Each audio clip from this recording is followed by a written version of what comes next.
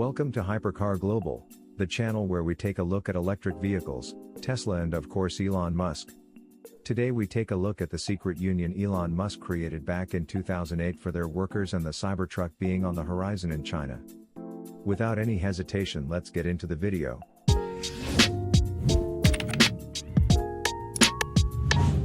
Did Elon Musk secretly create a union for Tesla and name it NOTA Workers Union? The National Organization of Transformative Automakers, NOTA, Workers Union is a union that describes itself as workers who are changing the world, and coming together with a list of demands. How this union relates to Tesla is pretty evident when you visit the website. I wonder if Elon created it. If it's not Elon Musk, it is someone who wants to see Tesla and its employees benefit from a unique workers union, one that Tesla employees would actually favor. Editor's note: I think it's clear Elon didn't design the site, as it's not as pretty as what Elon would create and there are capitalization errors. Recently, we reported that the U.S. Senate Finance Committee advanced legislation that would boost electric vehicle tax credits to as much as $12,500 for electric vehicles that are assembled by union workers in the United States. The Clean Energy for America bill would eliminate the current EV cap which Tesla and GM have already reached, instead phasing out the credit over 3 years once 50% of U.S. passenger vehicle sales are EVs. The proposal would boost the $7,500 tax credit by $2,500 for vehicles made in the United States, and there's also an additional $2,500 for vehicles made at facilities whose production workers are members of or represented by a labor union. Since Tesla, as well as Volkswagen, doesn't have U.S. union workers, their credits would be smaller. Isaac Latterell shared the NOTA union site, which is how it popped across my feed.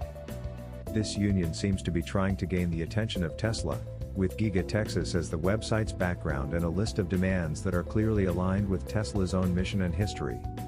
Even the acronym is a play on letters that remind us that the boring company's not a flamethrower. Here are the list of demands from NOTA Union's website. Make 100% zero-emission vehicles by 2008.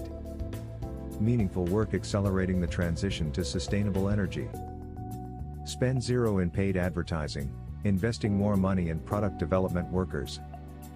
Stock compensation for all full-time employees. Fix CEO salary at $56,000 or minimum wage, whichever is less. The right to purchase the vehicles we make in the state we make them. Cars we make should be eligible for the same amount of tax credit as those made by polluting vehicle manufacturers. Comparing the demands to Tesla, we know that Tesla only makes electric vehicles, since it started producing vehicles in 2008, and the company does meaningful work in accelerating the transition to sustainable energy. That's its mission. Tesla also spends zero in paid advertising and provides stock compensation for all of its full-time employees. Even though some news articles claim that Elon Musk is the highest paid CEO due to stock options, he doesn't take a salary at Tesla. Technically, he does get the minimum salary in California, but he doesn't accept the pay. Tesla is also advocating for the right for Texas citizens to purchase the vehicles made in Texas where they are made, as well as in several other states where Tesla currently can't sell vehicles. You can learn more about this by visiting Tesla's engagement platform, which shares the battles that many states are having in this regard.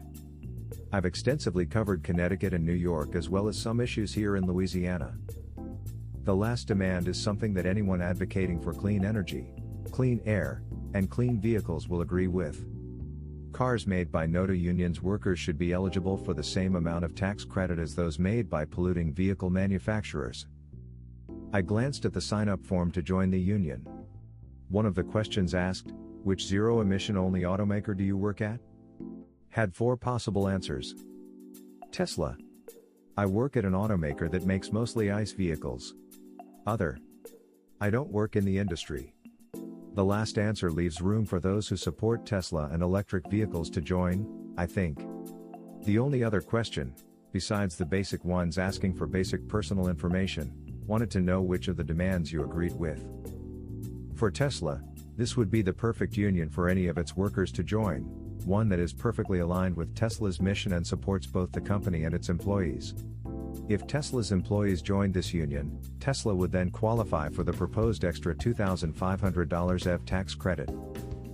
This is a brilliant way to support the company, support its employees, and secure an EV tax credit for Tesla's customers. The only thing missing from this is the cherry on top. Tesla Cybertruck on the horizon for China. It looks like Tesla is preparing to sell the Cybertruck in China. Although, we don't have a date yet for production or any information about this other than the fact that Tesla started accepting reservations last year for the Cybertruck in China, and now this new bit of information as well. Tesla China filed a trademark application in China for the Cybertruck. Update: an earlier version of this article focused on potential production of a made-in-China Cybertruck, but it has been revised to recognize that the news may just be about selling the US-built Cybertruck there. Drive Tesla Canada reported this and noted that it's another clear step in preparation for Tesla to sell the Cybertruck in China. The filing was found and shared by @Ray4 Tesla and was made on May 18, 2021. The article noted that a translation of shows the phonetic equivalent of Cybertruck literally translating to racing truck over there.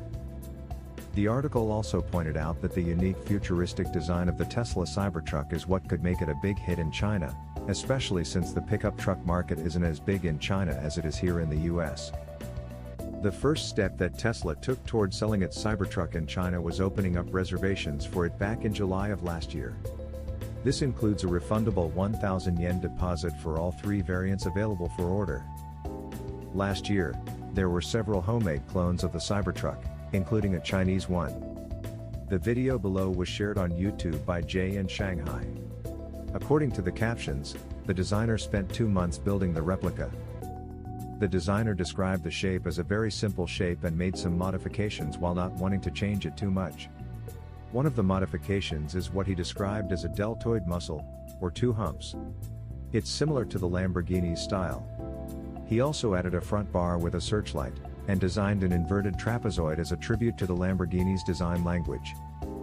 Hopefully this designer will apply to Tesla China and help design a made-in-China Cybertruck one day. It would be interesting to compare made-in-China Cybertrucks with made-in-Texas Cybertrucks if the former do indeed hit the market at some point. Supply chains and critical clean tech shortages. How will the US and other countries respond to disruptions in critical categories of materials, especially those that are needed for clean tech? Record long times from order to delivery have become common.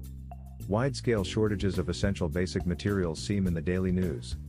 Suddenly, increased commodities pricing creates confusion. Transportation sector difficulties permeate across industries. Why? Roaring demand for goods have created backlogs due to weaknesses in supply chains, and manufacturers started drawing down on inventories last month to meet demand. Business warehouses seem almost bare. The US economy contracted 3.5% in 2020, its worst performance in 74 years. Most economists expect double-digit GDP growth this quarter, which would position the economy to achieve growth of at least 7%, the fastest since 1984.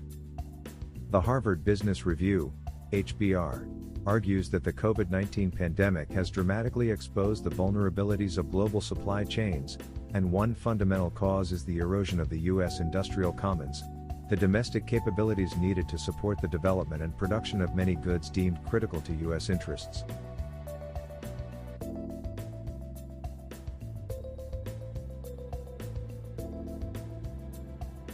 The rare earths effect on global supply chains. A May report released by Argonne National Laboratory explains how rare earth materials are essential to a variety of industries and how mine shutdowns have affected supply lines.